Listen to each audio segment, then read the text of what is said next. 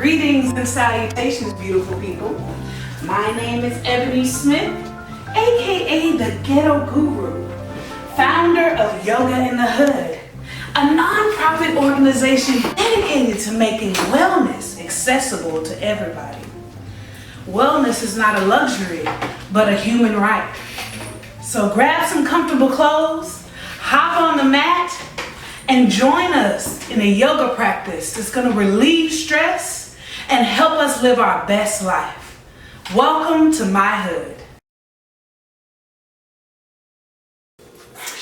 Greetings and salutations, beautiful people. My name is Ebony Smith, aka the Ghetto Guru, and welcome to Soul of a Yogi. I'm super excited to have Sherri on the show today, and we're going to talk a little bit about yoga and her yoga journey, and we're excited to be here. So Sherri, just tell us a little bit about yourself. Okay, like you said, my name is Sherri. I am a mother of two. I have two daughters. Also, I'm in the education field. I'm counselor.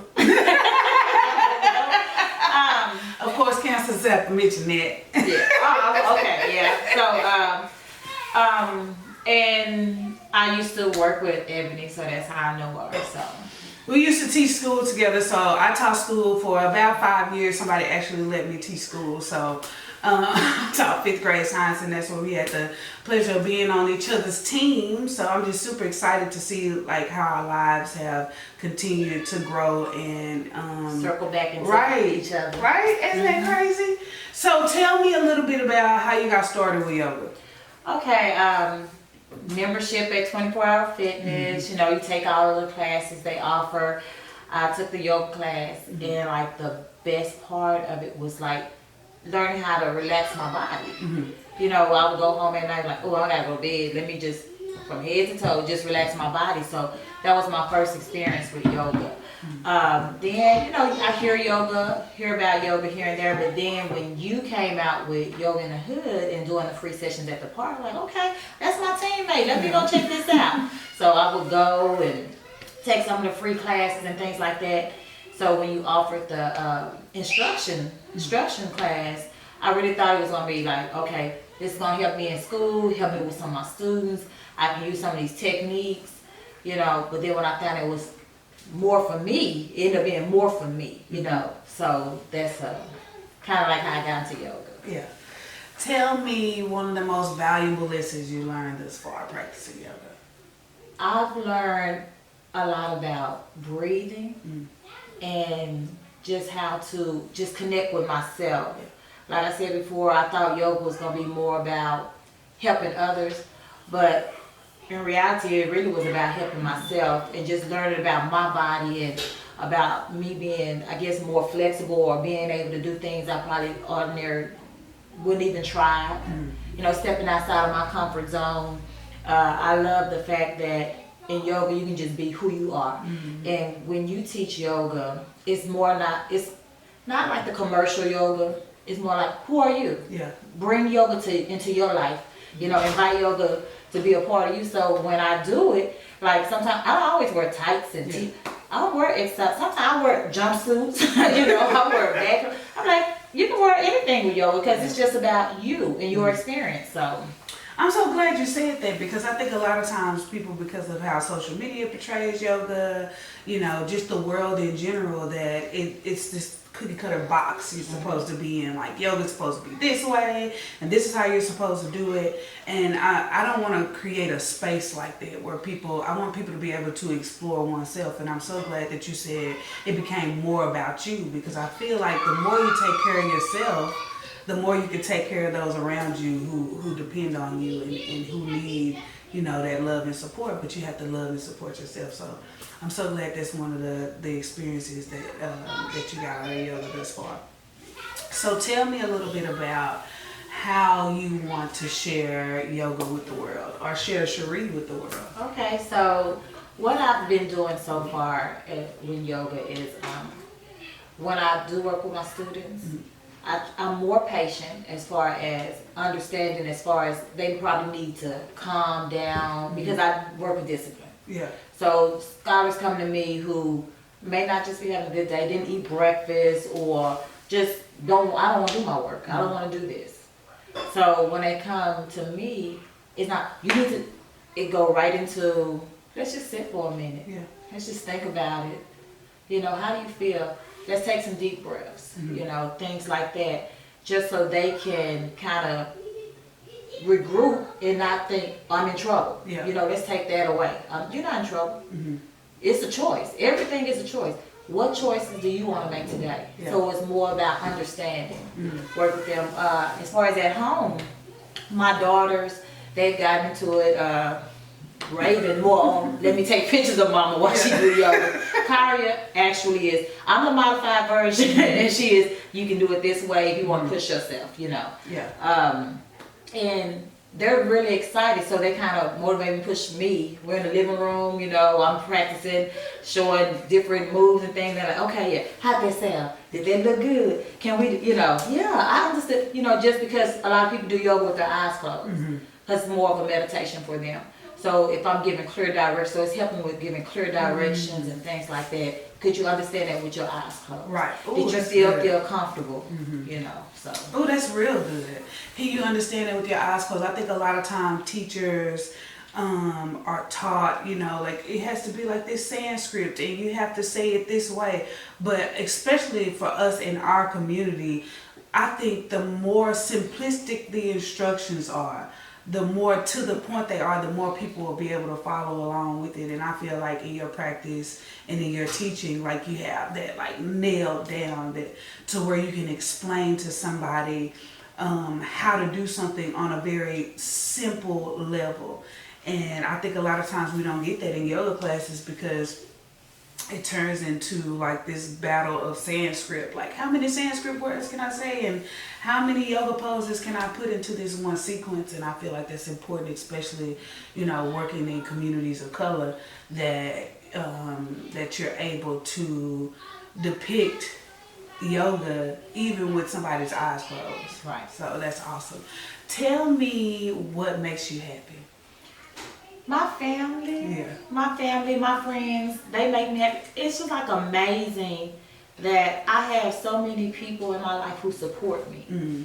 You know, sometimes I think about like my friendships, however long I've had them, or just if they're just beginning, or the relationship I have with my daughters, with my fiance, just how we talk. You know, we communicate, we do things together, and I'm just, you know, in a world where it's so much technology and so many people are kind of, I guess, introverted into their own little worlds and stuff, we still make time and we spend time together, we do things together.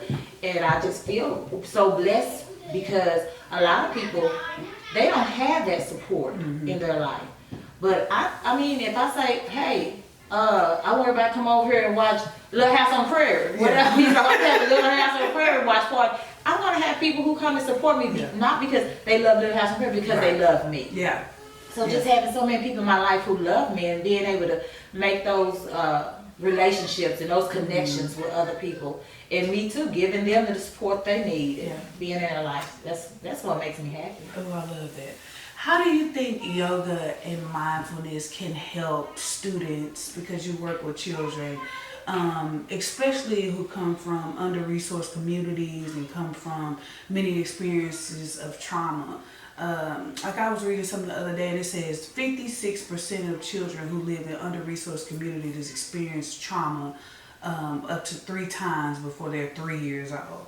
And so that's a big issue that's coming into the classroom. And so how do you feel like yoga and mindfulness helps combat that issue in the classroom? Well, first I think it helps with understanding, because a lot of people don't understand what trauma is. Yeah. Trauma can be anything from when I was young, I fell off my bicycle and a dog ran up to me and scared me, and now every time I see a dog, I kind of flinch a little bit. Oh, I don't want to know how to ride a bicycle. And I may not understand, why don't I want to learn how to ride this bicycle? Why am I afraid of that? So trauma comes in different forms. You know, it don't have to be something that traumatic like, oh, I was sexually abused, even though that is important. But it could be something, it's simple. Anything that flashes back and cause you to react or act a certain way in your adult life or when you get older after the incident has gone by. So I think it helps students and adults, like the teachers who are providing services for them or other people in their life, to kind of make that connection and to understand that everybody's not in that same category. Yeah. So this baby, you know, is upset every Wednesday. You know, it just seemed like he go good Monday, Tuesday, and Wednesday he'd hit a snag. You know, it's not always, oh, he just have a bad attitude, Right. or what's going on with him today. You know, sometimes you have to talk to a person and see. So with yoga and mindfulness and just meditation, it helps those students develop those things where they can learn how to communicate so they can understand themselves. And it's all about understanding yourself. Yeah. If I know why I react this way, why am I triggered every time, then I can try to get a hold on it myself. Yeah. You know, and then the people around me can understand and support me Yeah. in learning about it and Yeah. trying to deal with different things. I love that. I absolutely love that, and I love the manner in which you brought it into the classroom because, you know, instead of saying that you're in trouble, let me try to help you. Let me try to help you figure out what's going on within yourself and give you tools to cope with whatever it is, you know, as opposed to the norm, like, oh, you know, you're in trouble, you're being disobedient, go over there, you know, and that has a major effect on the child. You know, for me, in my own experience, I was always, quote unquote, the bad child. So it was always go over there and you suspended and you're doing this. And nobody really asked me, you know, like what was wrong with you and what's going on with you. And so kudos to you for bringing it into the space and being willing to really talk to and communicate with students and help them deal with life's ups and downs, because they will come, you know. And if you have the proper tools to do that, to deal with those things that come and go, then you'll be much better off, you know, in life. And so kudos to you for that. Tell me something that brings you peace. Naps. Yeah. I love Yes. to sleep. Mhm. You know, you have to make time for your body to rest. Mhm. Because just because it's time to go to bed don't mean you're getting ready to get some rest. Right. I make time to take naps or to give my body a break. I give my body a break. You know, that gives me peace. My whole family takes a break, like naps and breaks. And they're like, yeah, because we have to rejuvenate. We have to recharge. We have to relax. Yeah. You know, because when you go, and you're just using it, I mean, when are you going to replenish? And naps are contagious. Yeah. You know, since I've been engaged, he's like, y'all take naps for real? Now he's like, this girl got me taking naps. You know? So, I mean, honestly, that brings me peace. When I can just sit and relax.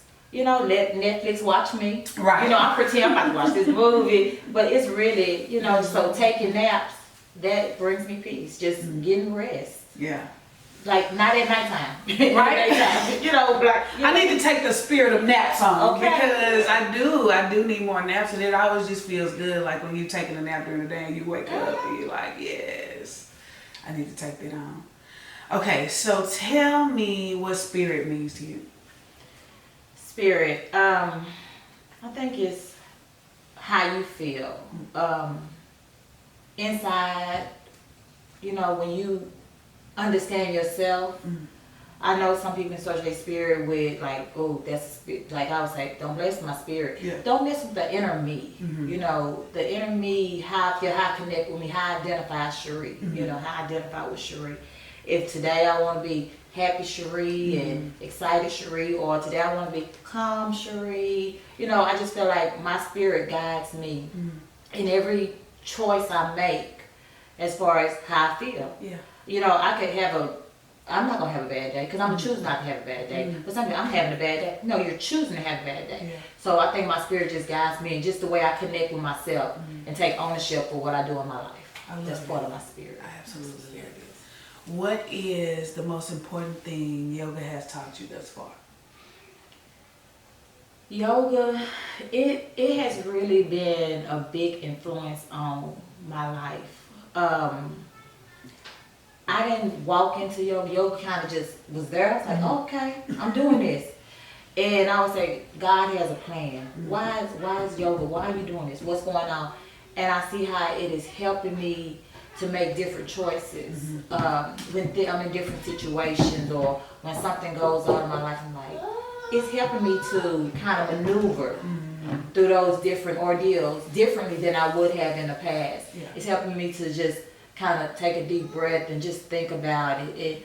Not take everything so serious, or oh my gosh, I gotta stress, I have to panic. No, it's helping me to not have that stress. Yeah. You know, it's helping me to just kind of, okay, take a step back, think about it, not feel like everything is has a sense of urgency. You know, I don't have to run quick, fast. I have to do this. And I was like, oh, it's gonna be okay. Yeah. It's gonna be there.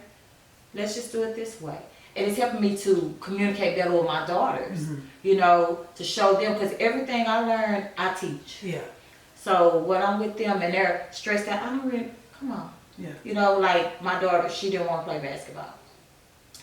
Or maybe she did, because I told her she did, you know, so, you know, and she was like, I don't feel like I have a choice. I said, you really don't? Yeah.